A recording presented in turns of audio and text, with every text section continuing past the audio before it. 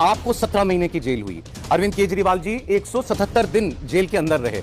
गजब बेइज्जती। मैं गलियों में जा रहा हूं, वहां लोग कह रहे हैं, बल्कि सिंपैथी रख रहे हैं लोग कि नहीं नहीं आपके साथ तो गलत हुआ। मान लें कल को आप ये चुनाव जीत भी गए, आप लोग पार में आ भी गए, अगर बेल रिजेक्ट, आपकी बेल खत्म हो जाए, आपको दोबारा जेल हो जाए तो क्या होगा? दिल्ली की सरकार फिर जेल से चलेगी। केंद्र की सरकार से नाराज है कि आपको झूठे मामलों में जेल में डाला। आपको अपनी सीट क्यों बदलनी पड़ गई? बीजेपी उस घर के मॉडल लिए घूम रही है, लोगों को दिखा रही है, देखो आपके सीएम ने जब आप कोरोना में आपको सांस नहीं मिल रही थी तो अपने लिए आलीशान बंगला बनवाया, शीश महल बनवाया। अय्याशी की अरविंद केजरीवाल ने ये घर बनाकर 2100 रुपए आप देने जा रहे हैं अगर आप जीत गए तो। पंजाब में आपने वादा किया 3 साल हो गए, नहीं मिलता महिलाओं को पैसा, जीत जाएंगे भूल जाएंगे। आम आदमी पार्टी हमें 2100 रुपए देने का वादा करिए, ये 2100 रुपए आप लेके कहां से आ रहे हैं? अरविंद केजरीवाल जी ने कहा था कि वो लंदन की तरह यहाँ नदियां बना देंगे, तो नदियां तो है लेकिन कीचड़ की हैं। इतना बस में भीड़ रह रहा था कि इस कारण मेरा भाई का फोन चोरी हो गया। हेलो दोस्तों, स्वागत है आप सभी का आपके अपने YouTube channel the debate centre में। दोस्तों, आज की इस धमाकेदार डिबेट वीडियो में हम लोग देखने वाले हैं न्यूज एंकर सौरभ शर्मा और दिल्ली के पूर्व डिप्टी सीएम मनीष सिसोदिया को। इस डिबेट में दोस्तों सौरभ शर्मा मनीष सिसोदिया से अरविंद केजरीवाल द्वारा किए गए शराब घोटाले को लेकर सवाल करते हैं, जिसमें मनीष सिसोदिया बातों को घुमाने लगते हैं और जवाब नहीं देते हैं। जिसके बाद सौरभ शर्मा की ऑडियंस ने यमुना नदी की गंदगी और दिल्ली में बढ़ रहे प्रदूषण को लेकर सवाल कर लिया है, जिसके बाद मनीष सिसोदिया की बोलती बंद हो जाती है। तो दोस्तों, आप सबसे अनुरोध है कि डिबेट को शुरू से लेकर अंत तक जरूर देखिएगा, तभी आप लोग को इस डिबेट का मजा आएगा। और अगर यह डिबेट आप लोग को पसंद आती है तो डिबेट को एक लाइक करके हमारे चैनल को जरूर सब्सक्राइब कर लीजिएगा। तो बिना किसी देरी के आइए मेन वीडियो को स्टार्ट करते हैं। चलो भाई देखो अब मैं क्या करता हूँ। आप आए थे दिल्ली, विश्व में, भारत में, माफ कीजिएगा, भ्रष्टाचार की, करप्शन की गंदगी को साफ करने के लिए, आप काम की राजनीति करने के लिए आए थे। आपको 17 महीने की जेल हुई। अरविंद केजरीवाल जी 177 दिन जेल के अंदर रहे। गजब बेइज्जती है। शराब घोटाले का मामला, अब और मामले चल रहे हैं। आपको नहीं लगता दिल्ली की जनता के मन में कुछ सवाल होंगे आपके लिए? अरविंद केजरीवाल, मनीष सिसोदिया, ये लोग जब स्कूल बनवा रहे हैं, ये लोग जब अच्छे अस्पताल बनवा रहे हैं, ये लोग जब 24 घंटे बिजली कर रहे हैं और इतनी वेलफेयर स्कीम्स ईमानदारी से चला रहे हैं, तो इनके ऊपर जो कीचड़ उछाली जा रही है वो इनके ऊपर चिपक नहीं रही है। लोग खुद कह रहे हैं कि साहब राजनीतिक द्वेष से परेशान किया गया आपको। चल झूठा। तो मैं गलियों में जा रहा हूं, वहां लोग कह रहे हैं, बल्कि सिंपैथी रख रहे हैं लोग कि नहीं नहीं आपके साथ तो गलत हुआ। मैंने कहा आप उसकी चिंता मत करो, मैं आपके बच्चों को पढ़ाता रहूंगा, मैं आपके बच्चों के लिए अच्छे स्कूल बनवाता रहूंगा। स्कूल का काम नहीं रुकना चाहिए। मनीष सिसोदिया जेल चला जाए। भाई साहब कुछ ज्यादा नहीं हो गया ये? आप हों, अरविंद केजरीवाल हों, ये मामले खत्म नहीं हुए हैं। शराब घोटाले का मामला खत्म नहीं हुआ, आप लोगों को बेल मिली हुई है। और मान लें कल को आप ये चुनाव जीत भी गए, आप लोग पार में आ भी गए, अगर बेल रिजेक्ट, आपकी बेल खत्म हो जाए, आपको दोबारा जेल हो जाए तो क्या होगा? दिल्ली की सरकार फिर जेल से चलेगी।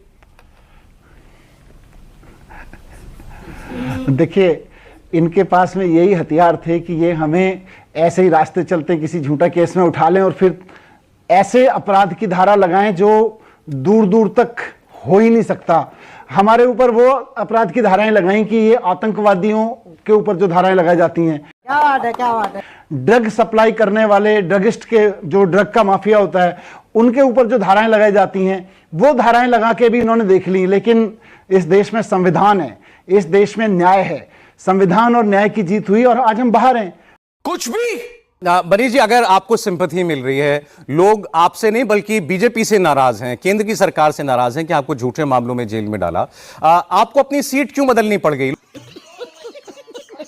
लोग पूछ रहे हैं मनीष सिसोदिया अपनी वो सीट जहां से 3 बार जीते, वो छोड़कर क्यों चले गए जंगपुरा? मैं देश में जहां भी किसी शिक्षाविद से मिलता हूं, मेरा उससे आग्रह रहता है, भाई आप पार्टी ज्वाइन कीजिए, राजनीति में आओगे तो बड़े बदलाव ला सकते हो शिक्षा में। उसी क्रम में जब मैं अवध ओझा जी से मिला तो उन्होंने मेरे सामने रखा, भाई मैं आ तो सकता हूं पर कहां से लड़ाओगे, क्या मुझे अपनी सीट से लड़ा सकते हो? पटपड़गंज से। मैं वहां रहा हूं। मैंने कहा ठीक है, आप वहां लड़ लीजिए, मैं तो दिल्ली का शिक्षा मंत्री रहा हूं, पूरे दिल्ली के कार्यकर्ता मुझे हर उस सीट से लड़ा देंगे जहां से मैं लड़ना चाहूंगा या जहां से पार्टी कहेगी। तो पटपड़गंज सीट से अवध ओझा जी ने लड़ने की इच्छा जाहिर की। देश के एक बड़े शिक्षाविद, पूरे देश में उनका नाम है। अगर इस शर्त पे पार्टी में आ रहे हैं कि अगर मनीष सिसोदिया की पटपड़गंज सीट से मैं लड़ जाऊं तो मैं पार्टी में आ सकता हूं, मैंने कहा यह शर्त मंजूर है, आ जाइए आप। केस एक नहीं कई आपके ऊपर है। अब ये शराब घोटाले का मामला उठ गया। मुख्य अरविंद केजरीवाल सीएम होते हुए जिस घर में रहते थे, बीजेपी उसको शीश महल कहती है। अब गजब का ड्रामा चल रहा है दिल्ली के अंदर। बीजेपी उस घर के मॉडल लिए लिए घूम रही है, लोगों को दिखा रही है, देखो आपके सीएम ने जब आप कोरोना में आपको सांस नहीं मिल रही थी तो अपने लिए आलीशान बंगला बनवाया, शीश महल बनवाया।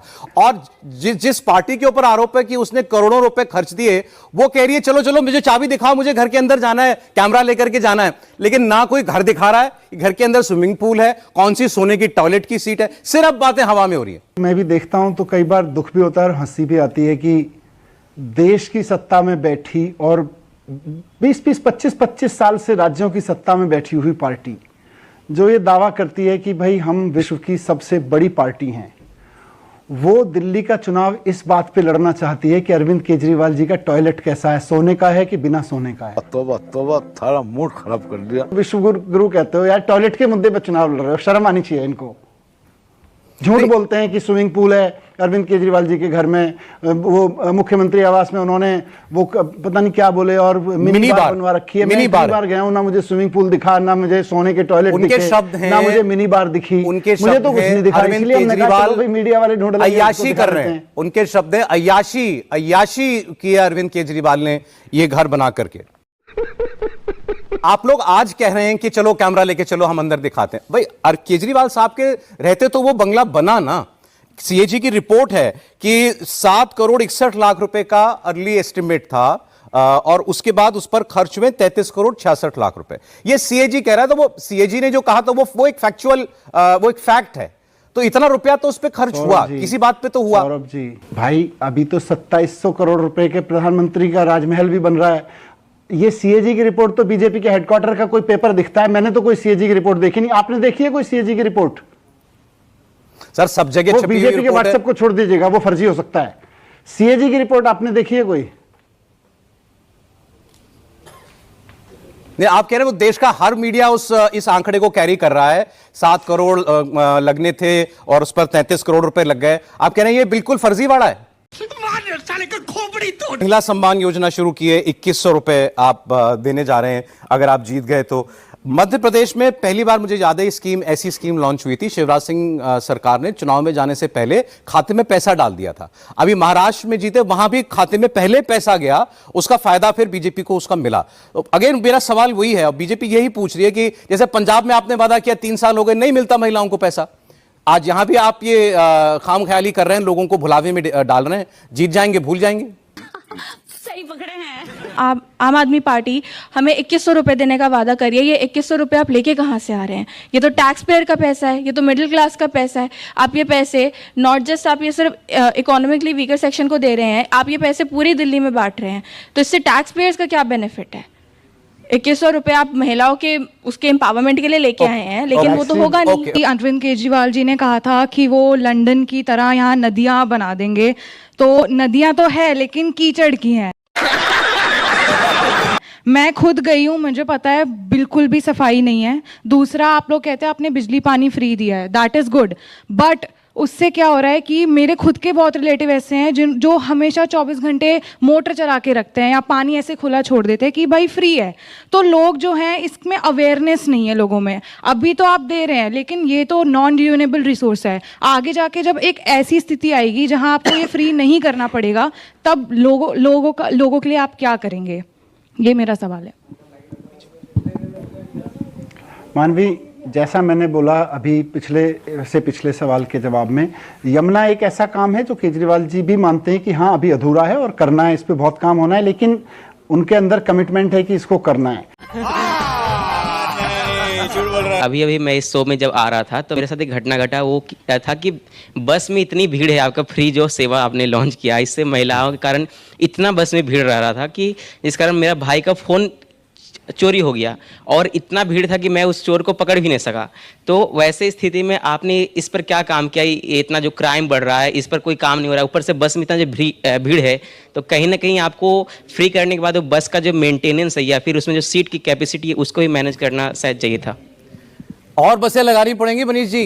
दिल्ली में एक तरफ केजरीवाल जी की या कहिए आम आदमी पार्टी की सरकार है, दिल्ली सरकार है जो विधायकों के जरिए चुनी जाती है, जो शिक्षा, बसें, बिजली ये सब देखती है। एक और सरकार चुनी जाती है दिल्ली में लॉ एंड ऑर्डर देखने के लिए, केंद्र सरकार। आज आधी सरकार दिल्ली की केंद्र सरकार चलाती है, और जिन लोगों की अभी हम बात कर रहे थे वो टॉयलेट पे चर्चा कर रहे हैं, वो लॉ एंड ऑर्डर पे चर्चा ही नहीं कर रहे, वो क्राइम पे चर्चा ही नहीं कर रहे। आज बीजेपी का कोई नेता ये बताने को तैयार नहीं है कि हमारे पास जो आधी सरकार है क्राइम वाली, क्राइम लॉ एंड ऑर्डर ठीक करने वाली, वो क्या करेंगे। अरे अब दिल्ली का प्रदूषण कौन ठीक करेगा मनीष जी? पहले आप कहते थे कि इसके लिए यूपी, पंजाब, हरियाणा जिम्मेदार है। अब पंजाब में आप आ गए तो आपने पंजाब माइनस कर दिया। अब आप कहते हैं केवल हरियाणा और यूपी जिम्मेदार है। जब तक हम ये मानते रहेंगे कि प्रदूषण खाली दिल्ली में हो रहा है, प्रदूषण पूरे नॉर्थ इंडिया की सबसे बड़ी समस्याओं में से एक है। और दिल्ली के एफर्ट्स जितने हैं वो पूरे नॉर्थ इंडिया के पॉल्यूशन को खत्म नहीं कर सकते।